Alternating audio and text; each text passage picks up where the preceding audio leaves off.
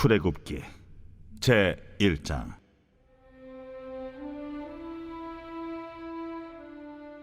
야곱과 함께 각각 자기 가족을 데리고 애굽에 이른 이스라엘 아들들의 이름은 이러하니 루벤과 시므온과 레위와 유다와 이사갈과 스불론과 베냐민과 단과 납달리와 갓과 아셀이요. 야곱의 허리에서 나온 사람이 모두 70이요 요셉은 애굽에 있었더라.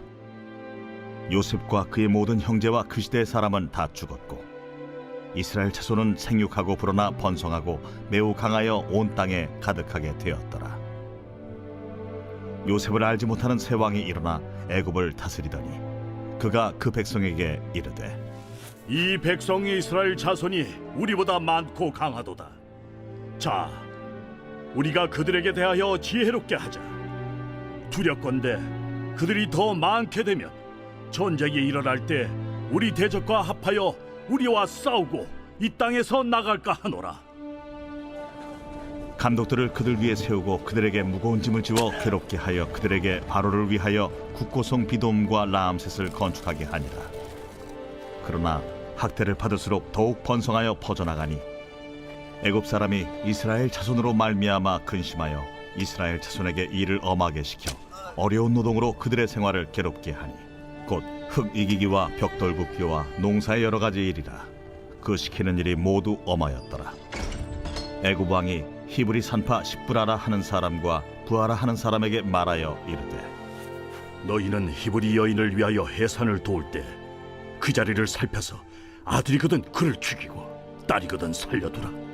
그러나 산파들이 하나님을 두려워하여 애굽 왕의 명령을 어기고 남자 아기들을 살린지라. 애굽 왕이 산파를 불러 그들에게 이르되, 너희가 어찌하여 이같이 남자 아기들을 살렸느냐? 산파가 바로에게 대답하되, 히브리 여인은 애굽 여인과 같지 아니하고 건장하여 산파가 그들에게 이르기 전에 해산하였더이다. 하나님이 그 산파들에게 은혜를 베푸시니 그 백성은 번성하고 매우 강해지니라. 그 산파들은 하나님을 경외하였으므로 하나님이 그들의 집안을 흥왕하게 하신지라. 그러므로 바로가 그의 모든 백성에게 명령하여 이르되, 아들이 태어나거든 너희는 그를 나일강에 던지고 딸이거든 살려두라. 안녕하십니까 근수교회 가족 여러분, 7월 18일 월요일 근수 매일 말씀 시작하겠습니다. 오늘 본문은 출애굽기 1장 1절에서 22절까지의 말씀입니다. 어제부로 갈라디아서가 끝이 나고 이제는 출애굽기에 대해서 함께 나누고 묵상하는 그런 시간을 가지시겠습니다.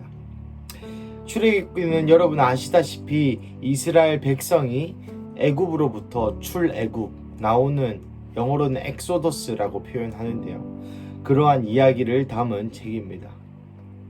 이 출애굽기는 굉장히 중요한 책입니다. 이 출애굽기에 나온 그 모세와 이스라엘의 스토리에 많은 비유와 많은 상징들과 많은 이야기들이 나중에 성경 전반에 쓰여지기 때문입니다. 일예로 요한계시록에도 이 출애굽기의 재앙을 비유로 삼아 혹 재앙을 생각나는 어떤 그런 복선이라고 하죠. 이 재앙을 모티브 삼아 또 마지막 때 재앙을 그렇게 연결시키는 사람도 있고 또 실제로 그러한 표현이 많이들 써 있습니다. 그렇듯 이 출애굽기는 이스라엘 전반의 역사에 굉장히 상징적이고 나아가 굉장히 중요한 책입니다. 이스라엘 백성을 구원하시는 하나님의 드라마틱한 모습을 볼 수 있음과 동시에 하나님을 저버렸을 때의 이스라엘 백성의 현실, 즉 하나님을 떠난 이스라엘이 어떤 삶을 살게 되는가에 대한 이야기도 동시에 담겨 있는 것이죠. 오늘 본문은 이 출애굽기 1장 1절 전부를 다 다루고 있습니다. 오늘 본문 중에 특별히 제가 집중하였던 것은 바로 12절 말씀입니다. 그러나 학대를 받을수록 더욱 번성하며 퍼져가니라. 사랑하는 가족 여러분, 이 8절에 요셉을 알지 못하는 새 왕이 일어나 애굽을 다스렸더니 이 이스라엘 백성이 학대받은 기간이 바로 요셉이 죽은 이후에 새 왕이 일어나고 나서 라는 것이죠. 여러분, 요셉의 연대기를 저번에 제가 잠시 말씀드린 바 있습니다. 이 8절의 시기는 이 4절의 시기, 즉 야곱의 5절의 시기, 야곱의 허리에서 나온 모든 사람이 모두 70이요 요셉은 애굽에 있었더라. 그러니까 그 70명의 사람들이, 야곱의 가족들이 이 가나안 땅을 떠나서 요셉에게 간 그 사건 기억하시죠? 창세기 마지막 장에 있죠. 그 이후로 70년이 흐른 뒤의 이야기라는 것입니다. 즉 요셉은 39세에서 40세에 총리가 되었습니다. 그리고 나서 사람들이 들어왔죠. 그러니까 40살 정도, 계산을 편하게 하기 위해서 40살 정도의 70명의 야곱의 가족들이 그 고센 땅에서 목축을 시작하면서 정착을 하였습니다. 그런데 새 왕이 일어나, 요셉을 알지 못하는 새 왕이 일어났다. 요셉이 110세에 죽었거든요. 그러니까 70명의 사람들이 70년 동안 거기에서 종족 번식을 했는데, 놀라운 기적은 9절 말씀에 그가 그 백성에게 이르되 이 백성 이스라엘 자손이 우리보다 많고 강하도다 라고 표현하고 있는 것입니다. 여러분, 70년 동안 한 가문이 200만 명이 되는 그러한 기적이 일어난 것이죠. 사랑하는 가족 여러분, 잘 생각해 보십시오. 70명의 사람들이 어떻게 200만, 추정치가 200만이죠. 한 150만 정도라고 보십시다. 어떻게 150만의 사람, 150만의 부족으로 성장할 수 있었을까요? 12절 말씀, 그러나 학대를 받을수록 더욱 번성하여 퍼져가니라. 여기에 람셋과 국고성 비돔을 지었다고 나와 있는데, 실제 이 비돔일지 람셋일지 학자마다 이야기가 매우 다릅니다만, 여튼 큰 국고성을 지었다는 것이죠. 노예 신분이었고 밥 먹고 노예로 이렇게 벽돌을 나르면서 채찍을 맞아가면서 그렇게 살았지만, 여러분, 학대를 받을수록 더욱 번성하였던 이스라엘의 이 기적적인 이야기가 놀랍지 않습니까? 여러분, 우리나라만 생각해 보십시오. 70년 전에 우리나라는 바로 1940년대이죠. 1930년대이죠. 40년대 상간입니다. 이때 일제감정기가 막 마치고 전쟁 이후에 그때부터 지금까지 한 가문이 150만이 된 가문이 있을까요? 물론 지금은 현대고 아이를 작게 놓고 다 맞습니다만, 이토록 짧은 시간에 이렇게 폭발적인 인구의 성장은 정말 기적적인 사례입니다. 제가 말씀드리고자 하는 것은 바로 환난 중에 번성이 있다는 것입니다. 하나님을 믿는 족속은, 하나님의 자녀들은 그의 흥망성쇠가 하나님의 손에 달려 있다는 것이죠. 현실은 노예고, 현실은 등에 누군가 나에게 채찍을 때리고, 현실은 벽돌을 수없이 날라야 하는 그런 상황에 처해 있지만, 이스라엘 민족으로 보았을 때는 하나님이 아브라함에게 하신 그 큰 민족을 이루겠다는 약속이 바로 이 환난 중에 임한다는 것입니다. 사랑하는 가족 여러분, 우리의 흥망성쇠도, 우리의 환난 중에서도 하나님께서 번성을 허락하실 수 있습니다. 그리고 우리의 번성 중에서도 하나님은 우리에게 환난을 허락하실 수 있습니다. 이러든 저러든 우리의 모든 인생의 계획은 주님께 달려있다는 것을 믿으시기를 축복합니다. 두 번째 15절부터 22절 끝절까지 보면은 17절에 그러나 산파들이 하나님을 두려워하여 라는 표현이 있습니다. 요약드리자면, 애굽 왕이 이 히브리 민족이 너무나 번성하니까 아이를 낳으면 다 죽이라 라고 그때 당시에 산파의 대장격이었던 시브라와 부어라는 사람에게 명령하였습니다. 하지만 이들은 하나님을 두려워하여 애굽 왕의 명령을 어겼죠. 이 대목이 저에게는 큰 충격으로 다가왔습니다.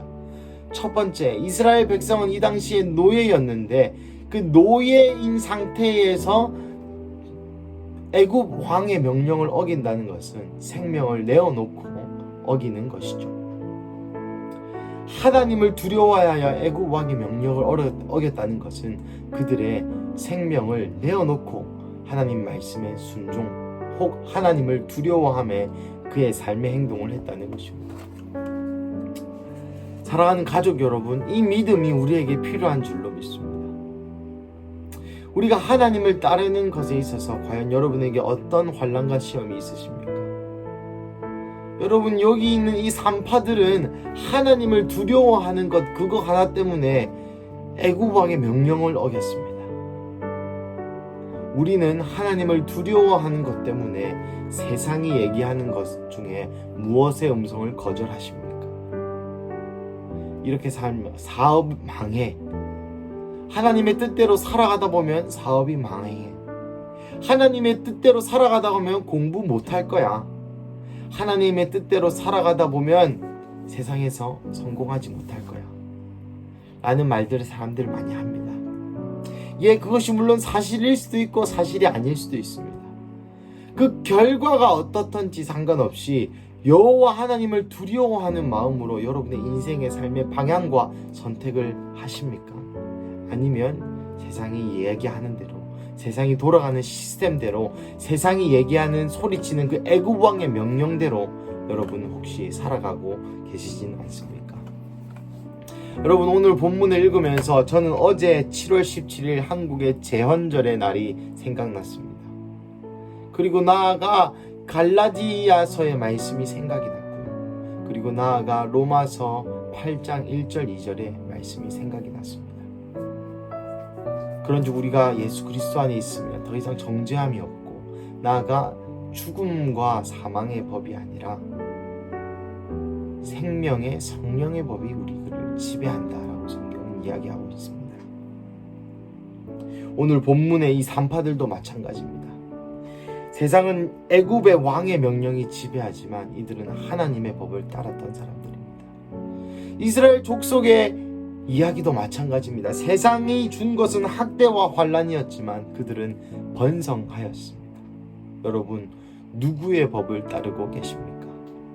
제가 어제 이 본문으로 청소년들과 함께 말씀을 나눴는데요. 제가 이렇게 설명했습니다. 내가 만약에 한국인인데 우리가 만약에 일본에 여행을 갔다 하십시다. 일본에서는 죄 아니지만 한국에서는 죄인 게 있죠. 말하기 민감할 수 있겠으나 여러 가지 마약류 혹은 대마초 이런 것은 태국에서는 여러분 합법입니다. 우리가 한국인으로 태국에 가든지 일본에 가든지 우리가 대마초를 하거나 일본에서 어떤 그 죄, 한국에서의 죄라고 명명되는 것을 일본에서 동일하게 할 때에 일본 사람들에게는 그것이 전혀 죄가 아니지만 태국 사람들에게는 그것이 전혀 죄가 아니지만 한국인에게는 그것이 죄가 되는 법들이 있습니다.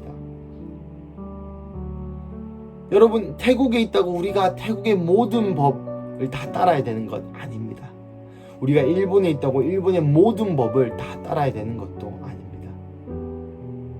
우리가 일본에서 태국에서 죄가 아니라고 하는 것을 한다고 해서 한국인으로 처벌받지 않는 것이 아닙니다.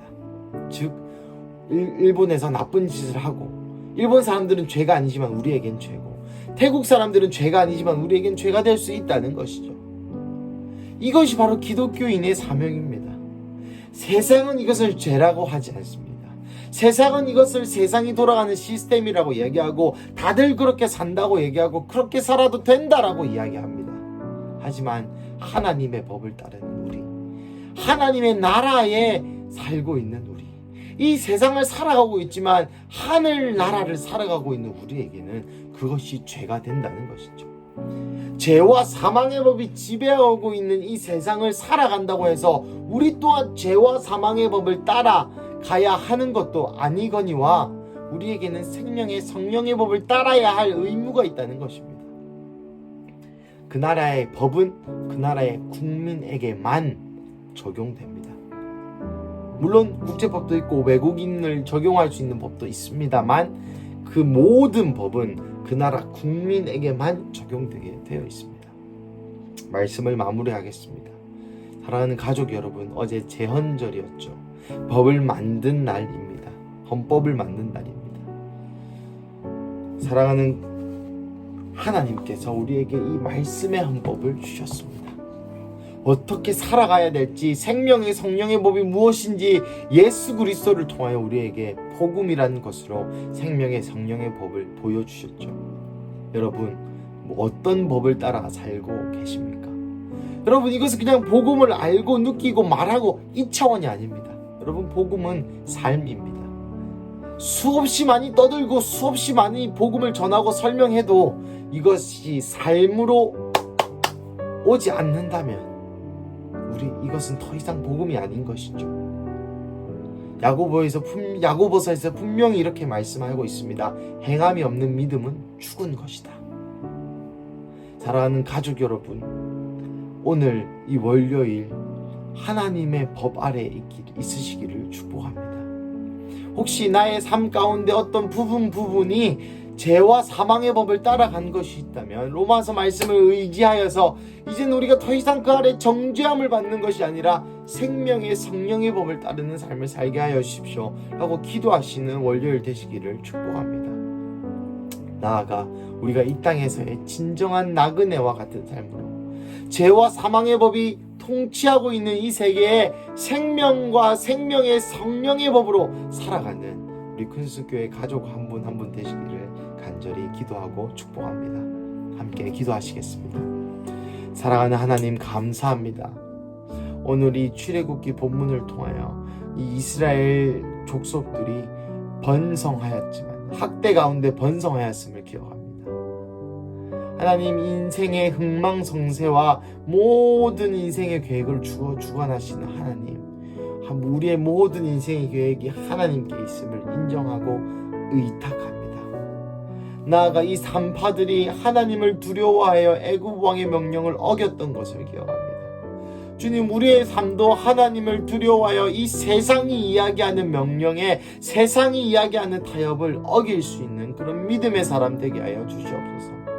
그래서 우리가 더 이상 죄와 사망의 법에 따르는 것이 아니라 생명의 성령의 법을 따르는 그런 하나님의 권속, 하나님의 법 아래 있는 하나님의 나라의 백성으로 다시 한번 우리의 정체성을 확인하고 그 정체성을 알고 생각하고 확인할 뿐만 아니라 실제로 살아내는 그런 월요일 되게 하여 주시옵소서. 주님 감사합니다. 이 모든 말씀 살아계신 예수님의 이름으로 기도드렸습니다. 아멘.